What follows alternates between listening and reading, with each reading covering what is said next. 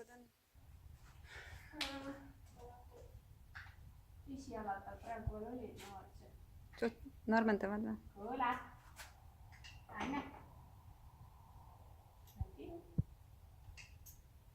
Kappe.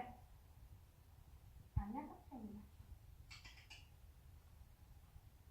Kuule. Ta astus paremini, nüüd on. Ja nüüd ta algul panna. Joo. Anne. Anne. Kuule. Mina ka sinu kappe, kui sina pead andma mulle. Anne kappe. Kuule.